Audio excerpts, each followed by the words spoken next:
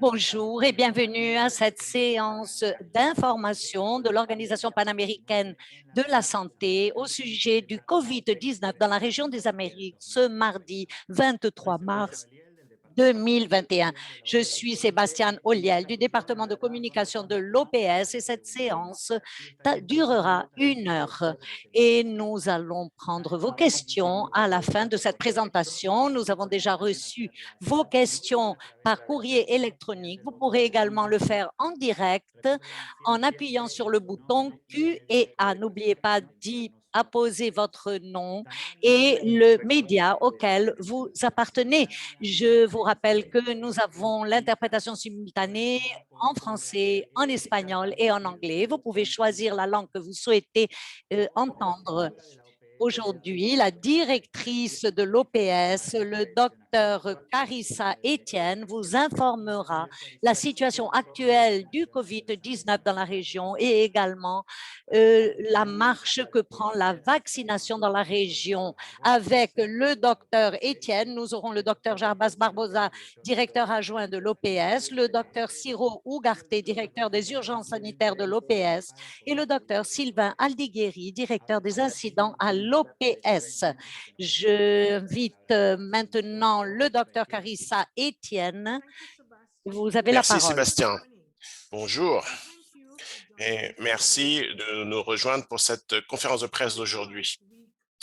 La dernière semaine, plus d'1,2 million personnes sont devenues malades, infectées par le COVID-19 sur le continent américain et plus de 31 272 personnes sont mortes à cause de ce virus. On a enregistré plus de cas dans la région 7 la semaine dernière que la semaine d'avant, ce qui signifie que malgré le développement graduel des campagnes de vaccination, des millions de gens courent toujours le risque de devenir malades et de mourir. Donc, il nous faut continuer à prendre la COVID-19 sérieusement. Le nombre de cas a commencé à plafonner aux États-Unis, au Canada et au Mexique, même si l'État d'Ontario au Canada a signalé une augmentation des cas ces 2 dernières semaines. Sur la dernière période, la même période, les États fédérés du Minnesota et de la Virginie occidentale aux États-Unis ont signalé des morts en nombre plus important. En Amérique du Sud, nous sommes contents enregistrer une baisse des cas au Panama, qui baisse depuis plusieurs semaines. D'un autre côté, nous sommes inquiets par l'augmentation des cas et des hospitalisations au Guatemala, qui pèse sur la capacité hospitalière du pays, vu l'augmentation du nombre de patients. Le virus continue à augmenter beaucoup dans tout le Brésil. Autant les cas que les morts sont en augmentation et le taux d'occupation dans les urgences en réanimation est très élevé dans de nombreux États fédérés. Et il est vraiment critique, très important que tous les Brésiliens pratiquent les mesures de prévention qui ont été mises en place pour ralentir la transmission du virus. Cela peut sauver votre vie et la vie de ceux qui vivent de vos proches. Malheureusement, la situation difficile au Brésil touche ces pays voisins. Les cas ont augmenté au Venezuela, surtout dans les États de Bolivar et d'Amazonas, qui font frontière avec le Brésil.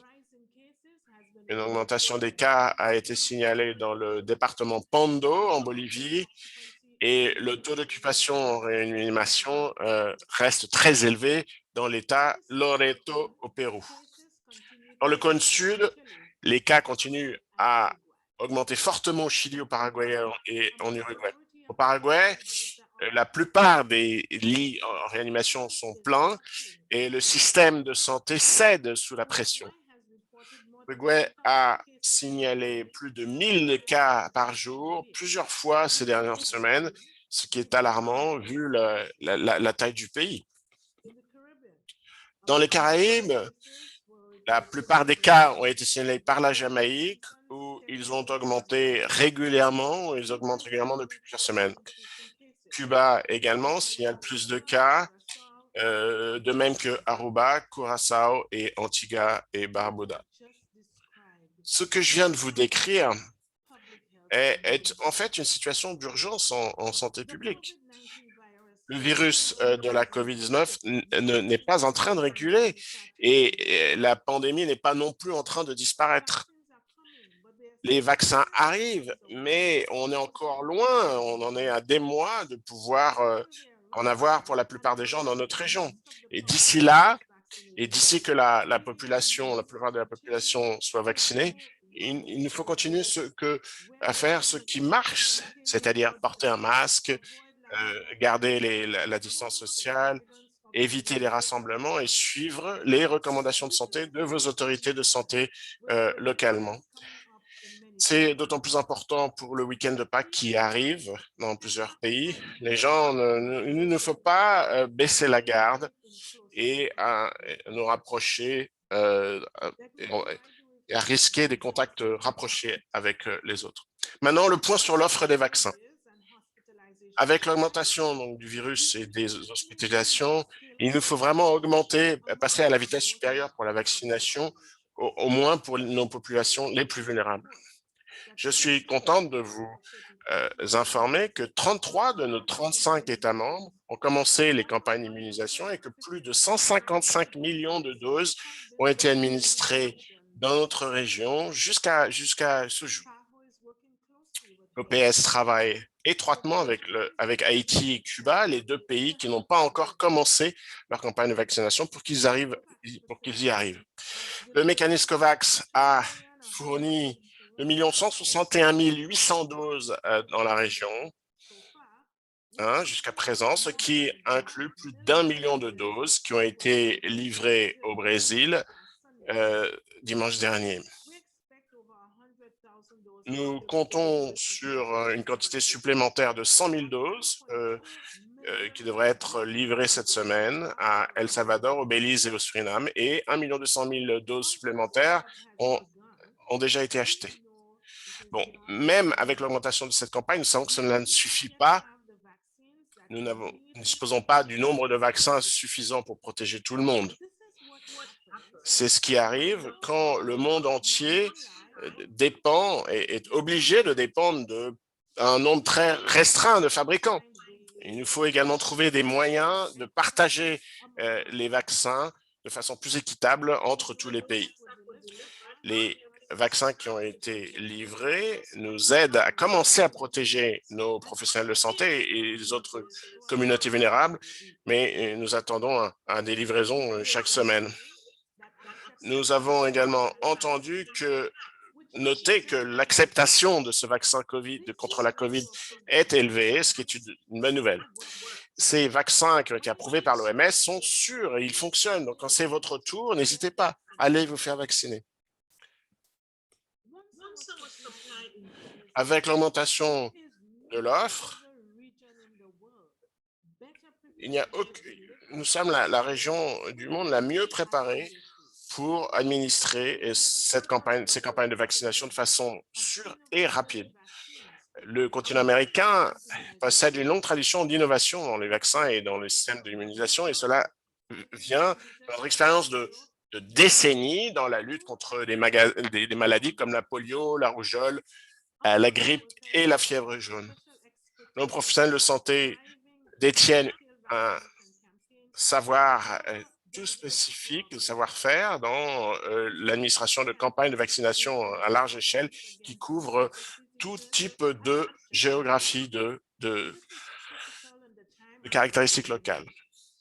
Cela inclut des campagnes pour immuniser les adultes contre des maladies infectieuses, pas seulement les enfants, qui est critique à cette époque du COVID-19. Notre système d'immunisation au niveau de toute la région, c'est la moelle épinière de notre système de soins primaires qui nous permet d'atteindre plus de gens et de maintenir une couverture forte en pourcentage de vaccination. Sur l'année dernière, cette pandémie nous a forcé à améliorer nos systèmes d'immunisation. L'OPS fournit des sessions de formation et du support technique au pays pour qu'ils soient mieux à même de détecter les événements négatifs, ce qui est critique alors qu'on introduit de nouveaux vaccins dans la région. Nous aidons également des pays à collaborer de façon plus étroite. Il y a des leçons à tirer, des informations et des stratégies d'innovation à partager. Et tout ceci a permis à notre région de maintenir des taux de vaccination qui sont relativement stables pendant cette pandémie. Il y a eu une chute l'année dernière pendant la première flambée du virus, mais nous avons retrouvé le niveau antérieur. C'est donc un résultat remarquable et il faut en féliciter les pays qui ont rendu cette vaccination prioritaire et les professionnels de santé pour leur engagement à maintenir la sûreté dans notre région. Il faut maintenir ce rythme, autant les campagnes de vaccination et nous protéger contre les autres maladies qu'on peut éviter en ayant recours à la vaccination. Après plus d'un an de cette pandémie, le courage et la résilience de nos professionnels de santé continuent à me surprendre. Il faut du courage pour lutter contre un virus nouveau et terrifiant et de l'engagement pour prendre soin des patients qui sont touchés par les autres maladies présentes dans notre région, bien avant que la COVID arrive. La tuberculose est l'une de ces maladies, hein, et demain, c'est la journée mondiale de lutte contre la tuberculose. C'est le moment de réfléchir sur euh, le, le désastre que la tuberculose représente encore pour le monde et combien c'est inacceptable que des gens souffrent et meurent de quelque chose d'une maladie qui est évitable et soignable. Notre région comporte 5 pays où la tuberculose est très forte et les services de ces pays et d'autres où la tuberculose est fréquente ont souffert pendant cette pandémie. Nous devons faire mieux, nous devons mieux détecter ces maladies, ces patients pour qu'on puisse les traiter et les guérir. Il nous faut maintenir nos engagements pour réduire le fardeau de la tuberculose dans notre région et dans le reste du monde. S'il y a quelque chose que je souhaite, une leçon que je voudrais retenir de cette pandémie, c'est la valorisation du pouvoir de la santé et combien être en bonne santé est central pour le bien-être de nos sociétés. J'espère que quand nous attirons votre attention sur une maladie comme la tuberculose, qui a vraiment dévasté des familles pendant des générations, que nous allons retrouver le sens de l'urgence et de la compréhension de cette maladie. J'espère que nous allons reconnaître que la santé pour tous n'est pas un mot vide, mais c'est le meilleur choix disponible pour nous tous. Vous voyez, le pouvoir de la santé diminue, les pouvoirs de la santé diminuent quand c'est un privilège de peu de gens et pas de beaucoup de gens. Un accès équitable à une bonne santé, ça devrait être là-dessus que nous devrions nous concentrer. C'est comme ça que nous allons en finir avec la tuberculose. C'est comme ça que nous allons remporter notre lutte contre la COVID-19. Merci beaucoup, docteur Étienne. Nous passons maintenant aux questions que vous nous avez envoyées. Rappelez-vous que vous pouvez toujours poser vos questions sur Q&A. N'oubliez pas de mettre votre nom et votre média. La première question qui nous est arrivée, qui nous vient de Anderson de Et la Venus première question en en anglais anglais. d'Akuneta Akuneta Anderson. Anderson. Quelles sont la stratégie si la plupart des gens n'est pas encore immunisés? Est-ce que nous devons rester dans un semi-confinement? Merci pour cette question. Les vaccins vont prendre du temps avant qu'ils puissent contrôler la pandémie de la COVID-19. Les pays doivent vacciner plus de 70% de leur population pour pouvoir être capables de contrôler la transmission de la COVID-19 et atteindre une immunité collective. Pendant ce temps-là, toutefois, les pays doivent maintenir leurs mesures de santé publique pour éviter la transmission. Je n'insisterai jamais assez là-dessus. Nous sommes très loin encore d'atteindre ce seuil des 70%.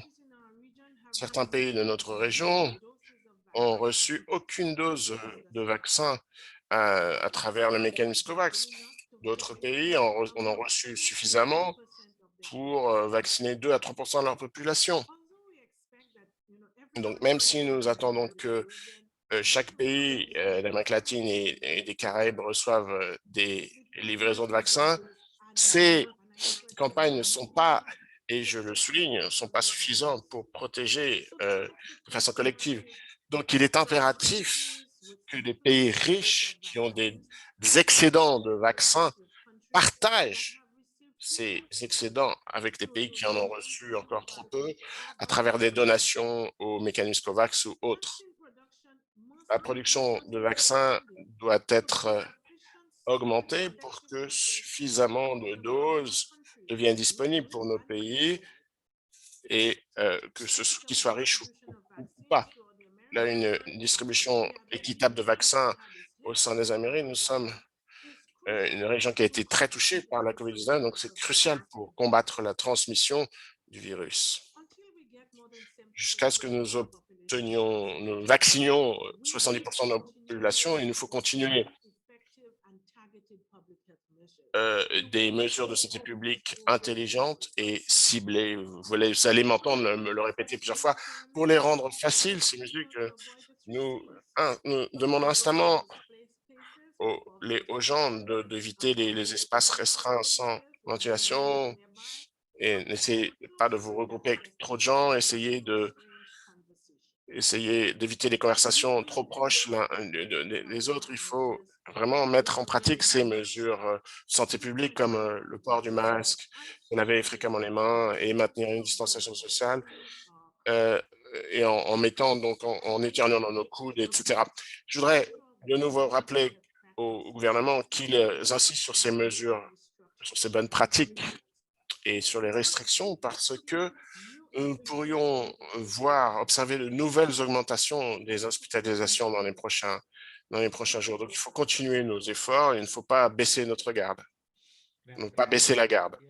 Merci, Dr. Etienne. La question suivante nous vient de Judith Alonso Gonçalves de Deutsche Welle en Amérique latine et elle pose la question: quel a été le rôle du COVAX dans la région? Quelles ont été ses principales réalisations lors de sa couverture et quels sont ses plus grands défis? Dr. Barbosa, merci pour cette question. C'est une question très importante dans la région. COVAX a le rôle d'être un mécanisme pour garantir l'accès équitable. Le Fonds renouvelable de l'OPS, avec son expérience de plus de 40 ans pour la distribution des vaccins dans toute l'Amérique latine et les Caraïbes, et le mécanisme d'acquisition de vaccins au nom du mécanisme COVAX pour les pays d'Amérique latine et des Caraïbes. Il est important de dire que le côté positif, tel que le docteur Etienne l'a dit, COVAX a commencé la livraison des vaccins dans la région, dans 11 des pays déjà, et le reste des pays vont le recevoir jusqu'à la fin de la semaine. Tous les pays recevront la première livraison jusqu'à la première semaine d'avril. Ce sont des quantités limitées. C'est le plus grand défi d'après moi.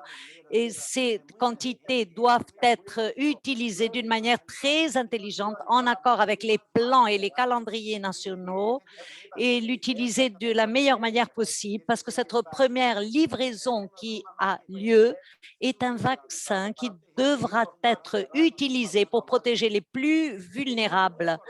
En deuxième lieu, il est très important, et c'est un défi, que de garantir plus d'accès. Le fonds renouvelable est en contact tous les jours avec les producteurs. Il est très important d'élargir et d'augmenter la capacité de production et de livraison pour que les pays puissent avoir un accès plus rapide aux vaccins. Le fonds renouvelable y travaille et il me semble que malgré les difficultés de production que tous les pays ont et des difficultés géopolitiques, etc. Et donc, le mécanisme commence déjà à livrer et à remettre les vaccins. Plusieurs pays reçoivent les vaccins sans devoir les payer. Sinon, il y a des pays qui tarderaient des mois pour payer et pour recevoir ainsi les premières doses. Ceci est un côté positif. Le côté négatif, c'est que les quantités sont très limitées et cela va continuer pendant quelques mois. C'est pour cela que l'utilisation des vaccins d'une manière intelligente est un fait primordial. Merci. Merci, docteur. La question suivante est de Kayling Romero du Confidential de Nicaragua. Elle demande avec une question sur les épidémies. L'OPS a-t-elle des paramètres pour considérer qu'une épidémie est contrôlée? Quelle serait l'incidence moyenne de cas par an pour garantir que l'épidémie est contrôlée? Docteur Alighieri, vous avez la parole. Merci pour cette question de notre collègue du Nicaragua. Dans cette question, nous avons plusieurs aspects. Cela dépend de la maladie.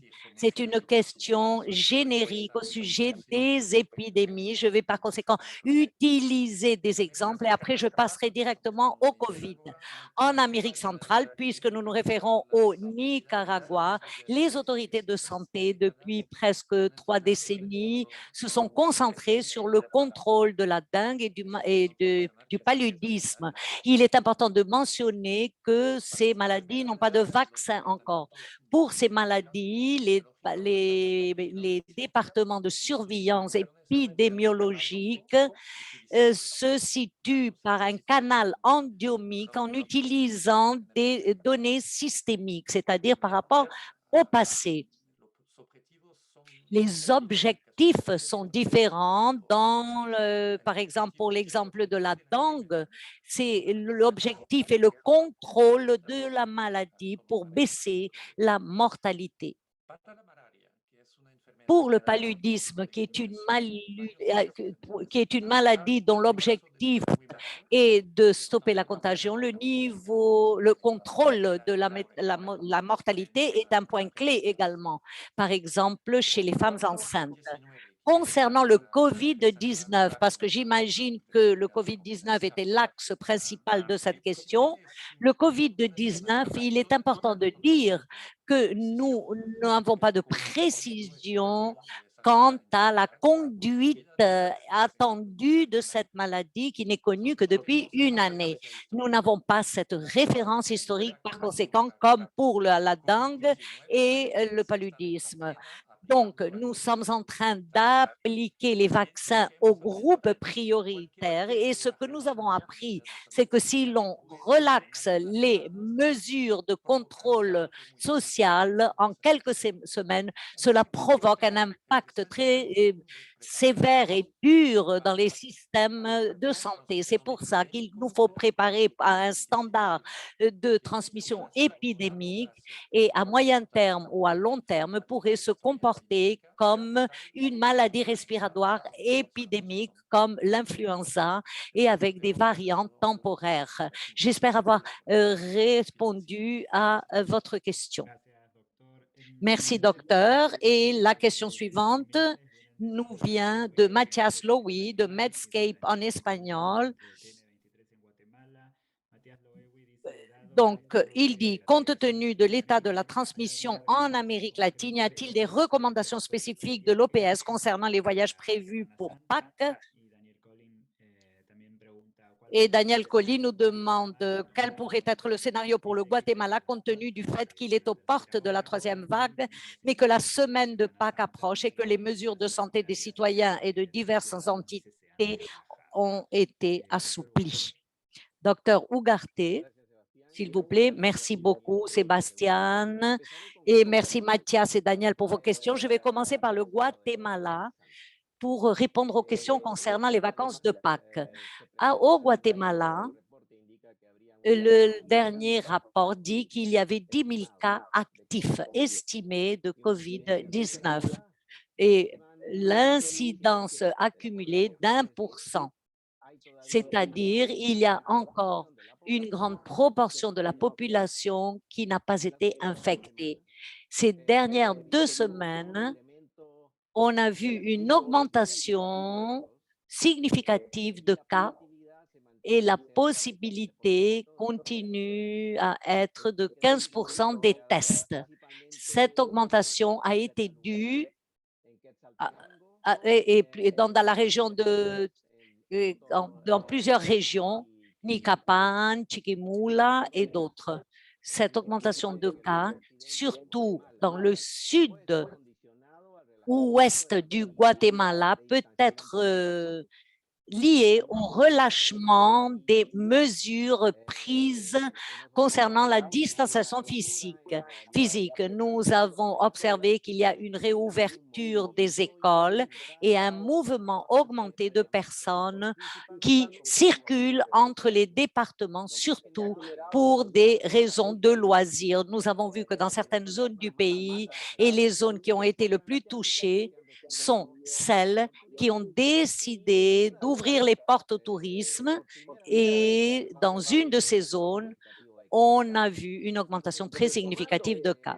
Donc, en prenant ce fait au Guatemala, qui pourrait être lié à beaucoup de pays de la région, les vacances de Pâques sont une question prioritaire. Il est par conséquent nécessaire de mettre en œuvre les mesures qu'a mentionné Madame Étienne, le docteur Étienne, le docteur Alighieri et toutes les mesures qui sont liées au contrôle de la pandémie dans les pays. Distanciation physique, l'utilisation correcte du masque, lavage les mains et éviter les agglomérations et les concentrations de personnes. Par conséquent, pendant les vacances de Pâques, réduire les voyages au minimum.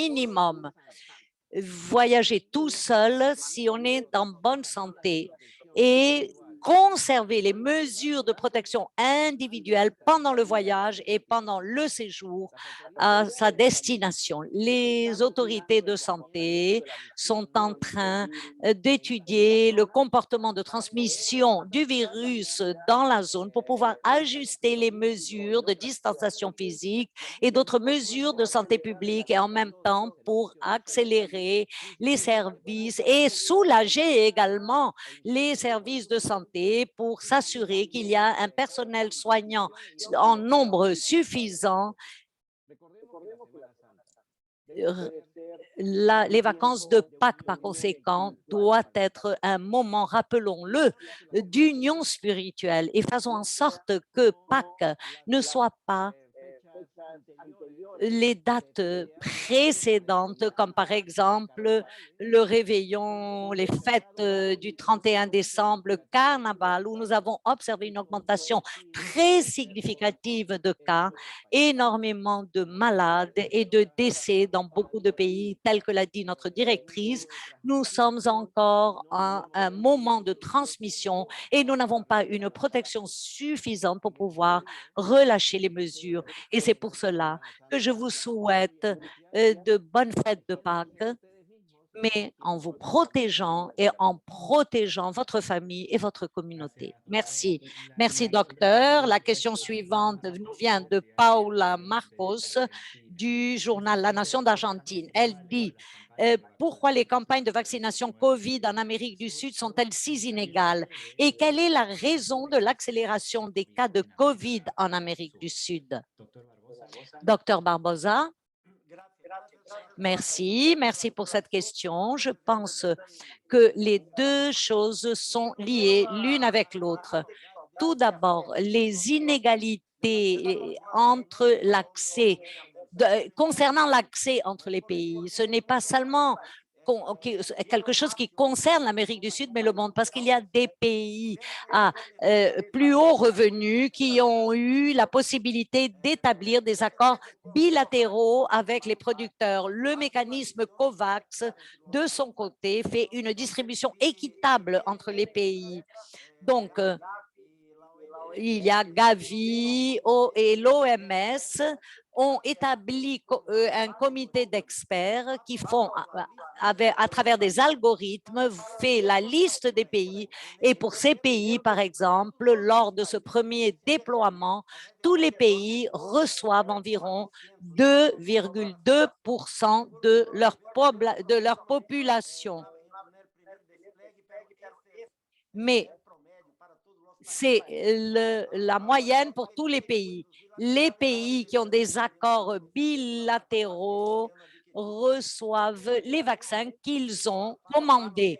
Parce qu'à un moment donné, l'augmentation peut être en rapport avec le fait de baisser la garde. C'est très difficile de contrôler les personnes parce que nous pensons qu'après un an de virus et de pandémie, les gens sont fatigués, l'impact social, l'impact sur l'économie, mais il est très important de souligner que si nous ne n'appliquons pas toutes les mesures qui sont efficaces pour diminuer la vitesse de la transmission et nous baissons la garde et nous pensons que le vaccin provoquera un impact immédiat sur la transmission, ce qui n'est pas vrai, nous aurons une augmentation de cas. Même dans des pays qui ont commencé à vacciner au mois de janvier, en Europe par exemple, certains de ces pays ont dû adopter des mesures plus sévères, telles que la France et l'Allemagne, des verrouillages malgré le vaccin, parce qu'ils ont dû prendre ces mesures pour pouvoir diminuer la vitesse de transmission. Ici, aux États-Unis, qui ont atteint 100 millions de personnes vaccinées, cette dernière semaine, après 9 semaines, avec une tendance de réduction, nous avons une augmentation de cas. Par conséquent, il faut conserver ces mesures d'une manière très stricte dans tous les pays. Les autorités peuvent le faire, peuvent faire ce suivi dans chaque province, dans chaque région, dans chaque commune et adapter les mesures adéquates parce que ça sera la réalité jusqu'à ce que l'on atteigne le contrôle total de la pandémie. Merci. Merci, docteur. Nous avons Nous avons plusieurs plusieurs questions questions maintenant liées au liées au Brésil. Brésil. En En anglais, anglais, la la première question. première de Michael Stott du Financial Times Amérique latine. Pourquoi le Brésil observe une flambée très importante maintenant? Est-ce que c'est dû aux nouvelles variantes de Manaus? Et Anthony Boado de Reuters News en anglais aussi, qui demande est-ce que les pays voisins en Amérique du Sud devraient prendre des mesures pour éviter la diffusion de cette flambée brésilienne? Et si oui, que devraient faire ces pays? Est-ce qu'ils devraient fermer leurs frontières? Est-ce que le risque est important pour eux? Docteur Guillieri, s'il vous plaît. Merci pour cette série de grandes questions de Reuters et du Financial Times. Bon, donc sur la situation brésilienne, nous avons demandé à l'EPS, après une analyse des informations envoyées par les États fédérés brésiliens, donc il y a eu des flambées 2 semaines après les vacances de Noël jusqu'à une semaine après la période du carnaval. Donc, il s'agit d'une composante très importante en termes d'une période très importante en termes de mouvement de population. Sur les dernières semaines, nous pouvons dire que la transmission au Brésil est élevée ou très élevée et en augmentation au même rythme dans toutes les régions du Brésil, au nord, au centre, nord-est, nord et sud. Donc, c'est différent par rapport à la vague de 2020, les augmentations au même rythme dans toutes les régions du pays, dans les 5 régions du pays. Selon les rapports au niveau fédéral datés d'hier, du 22 mars, 26 des 27 États fédérés du Brésil, donc les 26 États plus le district fédéral, ont signalé un poids sur leur système de santé, sur leur système de réanimation, et plus de 20 États fédérés ont signalé un taux d'occupation en réanimation de 85% ou plus. En ce qui concerne maintenant les variants, le variant inquiétant qu'on appelle P1, qui a été découvert dans l'État fédéré d'Amazonas en fin 2020, ce variant P1 est relaté à l'OPS aux Caraïbes, Amérique du Sud, Amérique, donc en 15 des pays de la région, ce qui est quand même assez large. Donc, l'OPS a déjà déclaré dans plusieurs conférences de presse la mise en place stricte des mesures publiques de santé et accompagner des indicateurs de santé va permettre de contrôler cette augmentation de la transmission.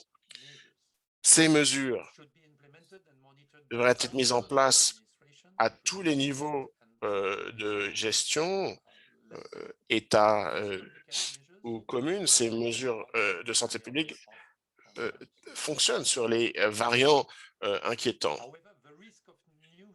Le risque de nouvelles flambées existe quand même dans d'autres régions de la région, comme en fin 2020, surtout dans les pays du cône sud.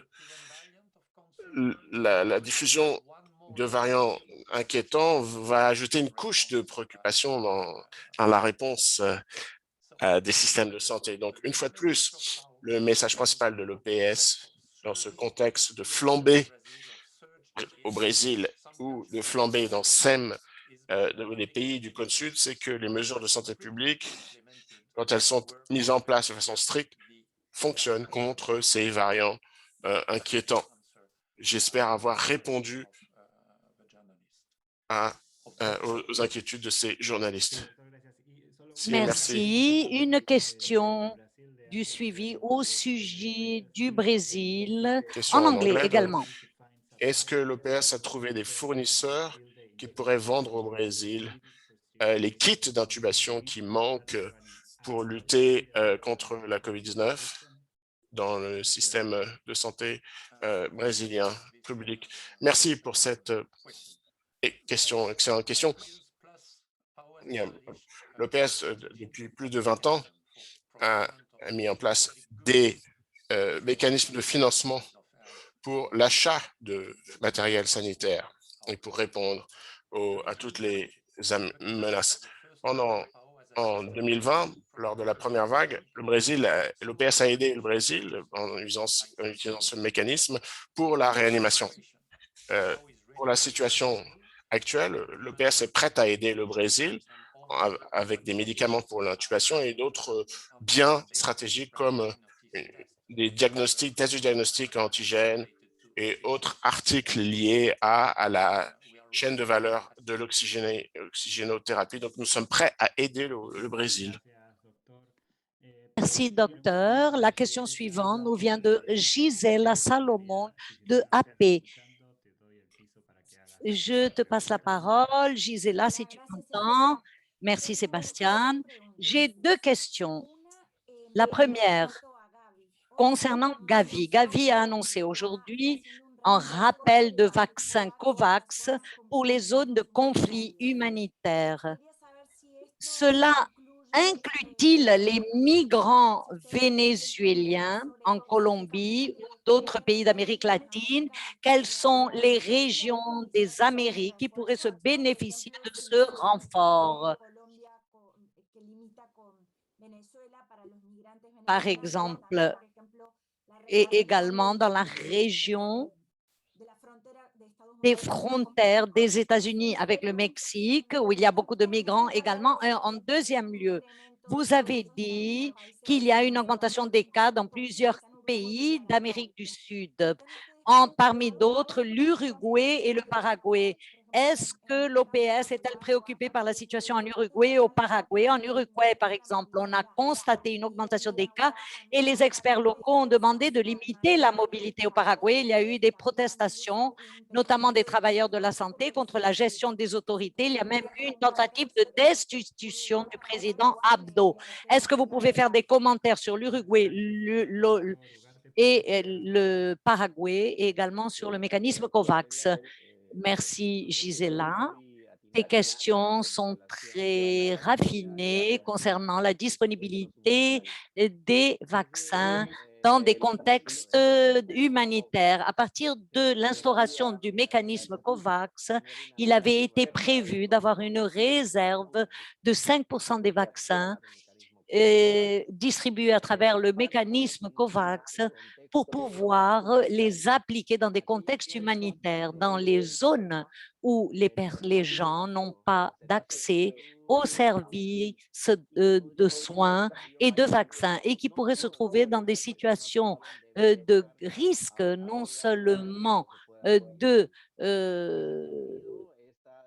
se contagier eux, mais de contagier les autres. Dans ce sens, le mécanisme Gavi est en ligne avec cet effort coordonné entre l'OMS, l'UNICEF, Gavi et d'autres pour pouvoir distribuer ces vaccins dans les zones où se trouvent beaucoup de migrants, dans toutes les zones, surtout pour ceux qui ne sont pas incorporés aux services de soins ou qui ne font pas partie des calendriers nationaux de vaccination. C'est une analyse qu'il faut faire pays par pays. D'autres pays ont des conflits humanitaires très sérieux et il est probable que ces vaccins aillent dans d'autres régions.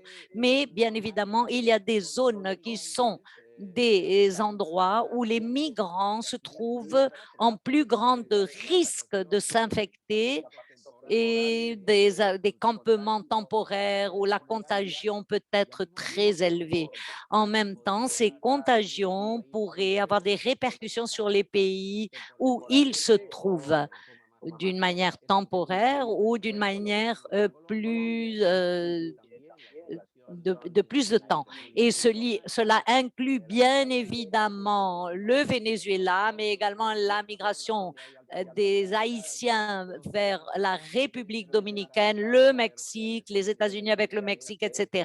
Donc, cette réserve de vaccins se destine à ça. 5% de tous les vaccins, jusqu'aux 5%, tous les vaccins à un niveau mondial. Ce n'est pas beaucoup, mais c'est pour ça qu'il est très important de dire que les migrants qui se trouvent dans les pays devraient, pour des raisons épidémiologiques, pour pouvoir réduire la transmission dans le pays où ils se trouvent, ces migrants devraient être inclus dans les calendriers et les plans nationaux de vaccination conformément aux priorités que le pays a instaurées. Ceci est un bénéfice pour le pays et pour les migrants. Concernant l'augmentation des cas en Uruguay et au Paraguay, je l'ai déjà dit, j'ai déjà répondu lorsque je me référais au Guatemala. Nous sommes préoccupés pour l'augmentation de cas dans plusieurs pays et pour le relâchement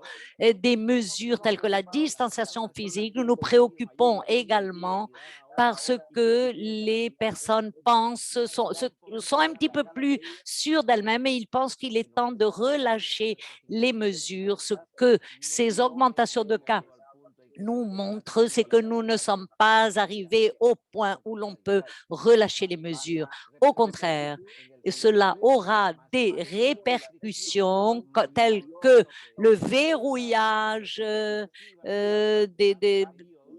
pendant très longtemps, alors que ces mesures qui pourraient être mises en place pourraient éviter ces mesures plus drastiques. Il faudrait souligner également que les conflits qui surgissent dans des pays tels que ce que tu as dit, Gisela, au Paraguay, se répètent dans d'autres pays.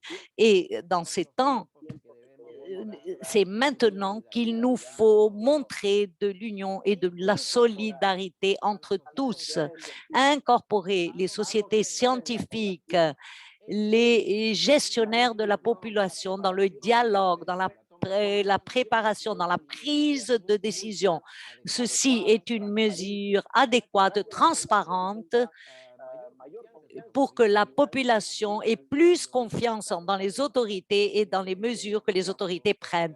Ainsi, nous souhaitons que ceci soit une solution pour le Paraguay et pour d'autres pays. Merci. Merci, docteur. Maintenant, je passe la parole à McIntosh Douglas de de America Jamaica Information Information Services. Service. Douglas. Douglas, si vous m'entendez, vous avez la parole pour votre question. Bonjour. Mes questions portent sur le développement du vaccin cubain. Est-ce que vous pouvez nous donner une mettre à jour sur les progrès de ce projets en termes des essais cliniques? Est-ce ils sont terminés? Est-ce qu'il y a des projets d'inclure ce vaccin dans le mécanisme COVAX? Y a-t-il des inquiétudes sur sa mise en œuvre? Et s'il est pris en compte, quand pourrait-il être disponible pour la, la livraison au pays? J'avais beaucoup. Est-ce qu'il y a d'autres pays de la région qui préparent un vaccin? Merci, Douglas. Dr. Barbosa, est-ce que vous Merci. pourriez répondre? Oui, merci, Douglas, pour cette question. Bien sûr, c'est très important que nous disposions de développement de vaccins dans notre région des Amériques. Nous sommes conscients que Cuba et Brésil sont en train de développer un vaccin. Ces vaccins en sont dans les étapes phase 1 et 2, dans les premières phases. C'est important de souligner également qu'il y a un effort, c'est un effort inédit. Il y a 200 projets de développement de nos vaccins contre la COVID-19. Plus de 60 sont à la phase d'essai clinique. Le vaccin cubain est en phase 3 clinique. La semaine dernière, il est entré dans cette phase. C'est l'information que nous avons reçue. Nous aidons pour la communication, pour la préqualification auprès de l'équipe de l'OMS à Genève. Donc, ils savent quels sont les critères qu'ils doivent remplir avant de demander cette préqualification de la part de l'OMS. Notre mission, parce que le fonds rotatif ne peut acheter les vaccins qui sont préqualifiés ou sur une liste d'urgence de l'OMS. Donc, le vaccin le plus développé de Cuba n'a commencé que la semaine dernière, très récemment, sa phase 3 d'essai clinique. Donc, ils n'auront... Ce n'est pas facile de préparer les données dans un pays où il y a un fort taux de transmission ou un taux moyen de transmission. Ça peut prendre 3 à 6 mois. Mais quand ils auront terminé ces essais cliniques de phase 3 et en partant des résultats qu'ils auront obtenus sur la sécurité et l'efficacité de ce médecin, ils pourront requérir la préqualification ou la mention sur la liste d'urgence. Et à partir de ce moment-là, ce vaccin pourra être considéré pour l'achat. Donc, par le mécanisme COVAX, nous disons la bienvenue à tous les développements de vaccins dans notre région des Amériques, mais tous les vaccins du monde qui vont être achetés par le mécanisme COVAX doivent remplir les mêmes critères de qualité et de sécurité. Merci. Merci, docteur. La question prochaine est de Blanca Valadez de Milenio Mexique. Elle nous dit que les spécialistes alertent sur l'importance d'accélérer la vaccination face au développement d'un nouveau variant contre lequel il n'y aura pas de traitement ou de vaccin efficace.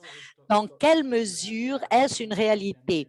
Avez-vous remarqué cette capacité de mutation? Docteur Alighieri, pouvez-vous répondre à cette question? Merci, Sébastien. Et merci à notre collègue de Milenio. L'OPS insiste à accélérer les campagnes de vaccination dans les pays de la région.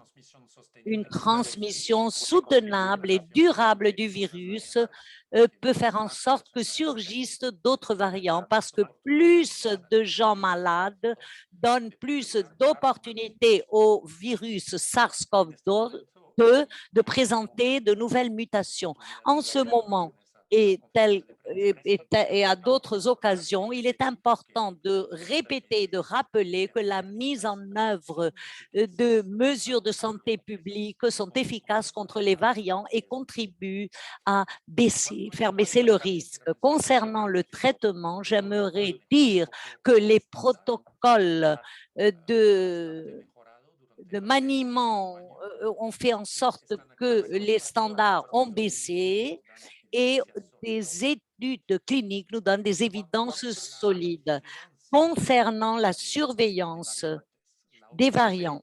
L'OPS, à partir de l'année dernière, coordonne un réseau régional génomique du virus SARS-CoV-2 et soutient les pays des Amériques pour qu'ils avancent dans ceci. Et nous avons toutes les semaines un état des lieux de la situation à un niveau régional et sous-régional. La semaine dernière, nous savions par exemple que 32 pays et territoires avaient détecté tout au moins un des 3 variants qui nous préoccupent le plus, qui existent à un niveau mondial.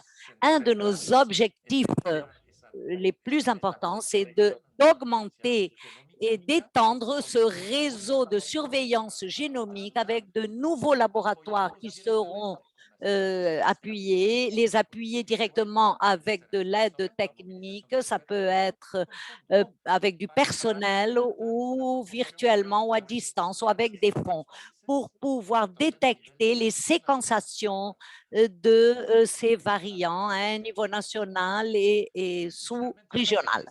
Et finalement, je voudrais dire que nous sommes en train d'activer tous les mécanismes de collaboration scientifique dans cette région entre les pays pour surveiller ces mutations génomiques, ces changements génomiques du virus SARS-CoV-2 et anticiper des réponses, des mesures de réponse telles que le développement de nouveaux traitements également et des vaccins d'une nouvelle génération.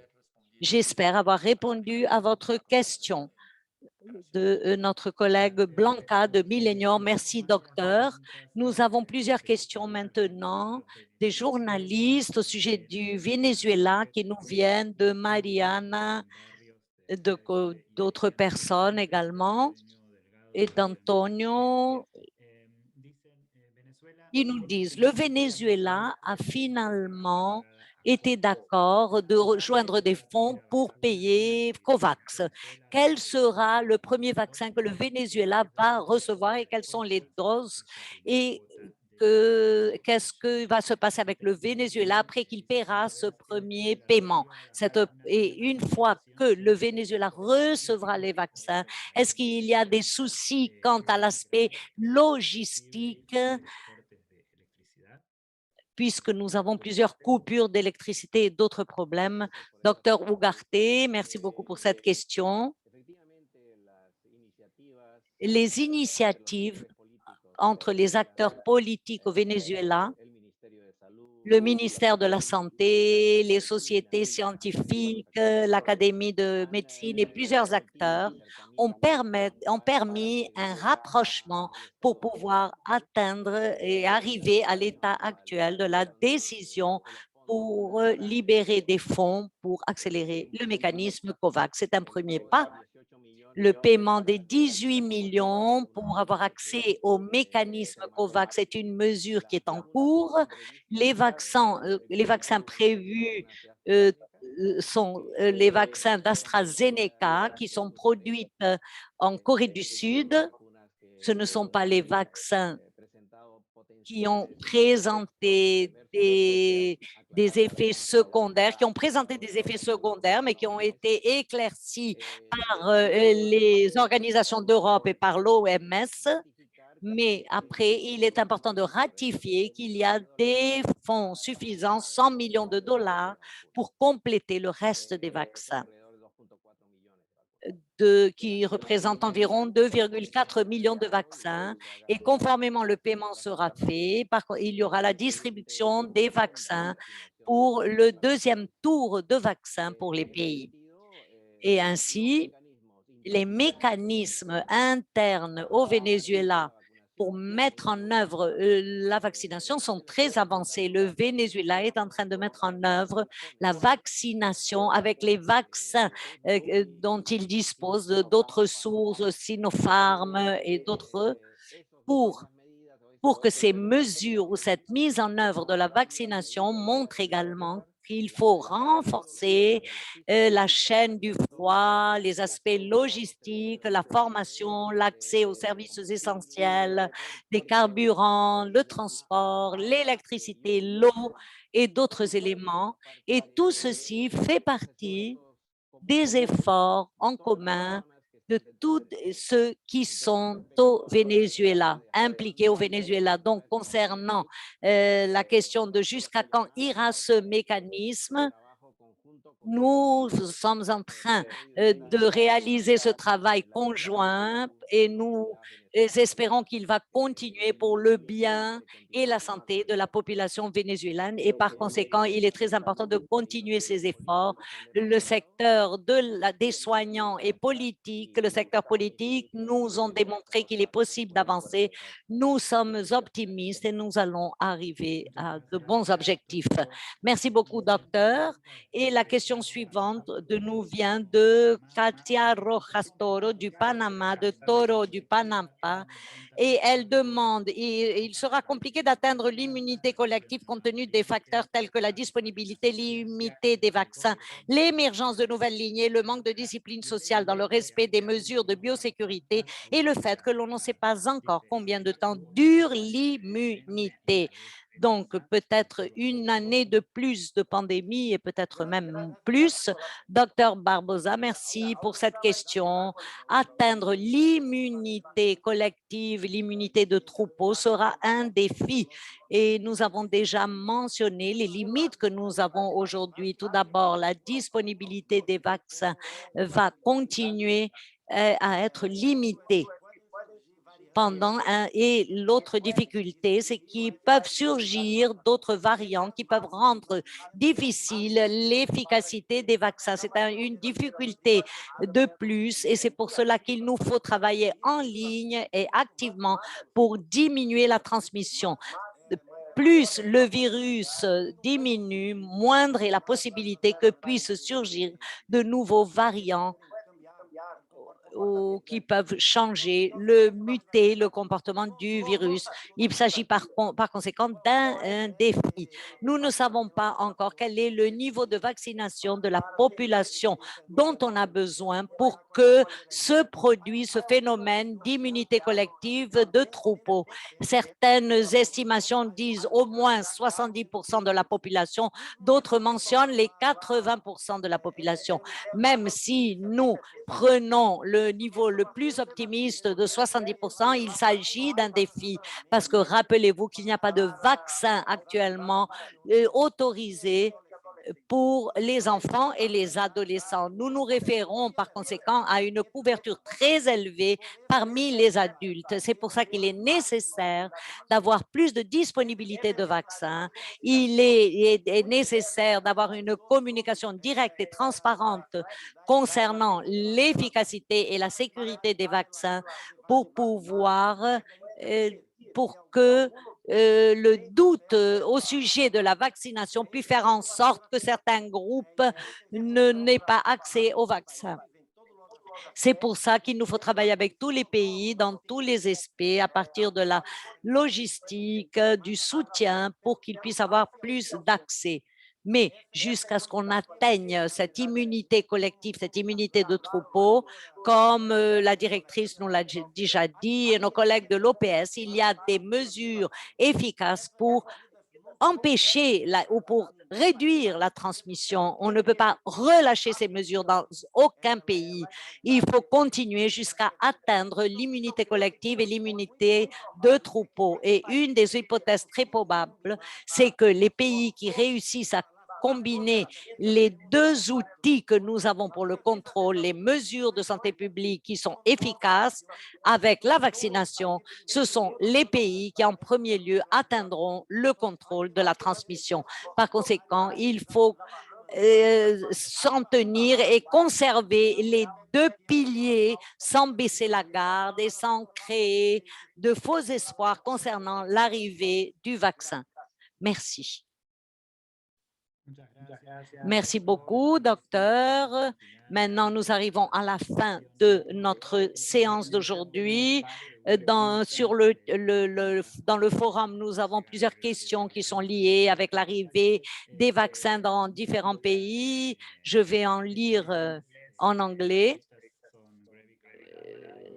Gary Cabral, Royce Thornton, the Bahamas. De Radio Gran Rosario.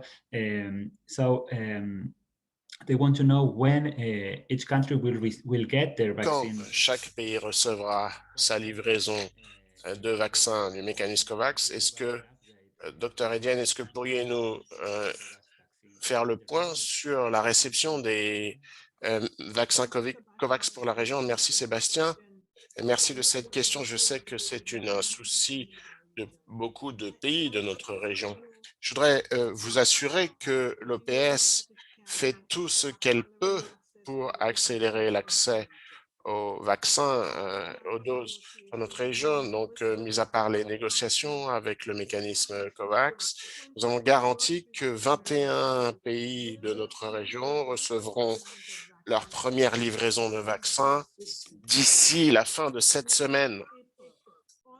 Début avril, tous les pays de notre région pourront recevoir leur première livraison. Donc ça, c'est une bonne nouvelle.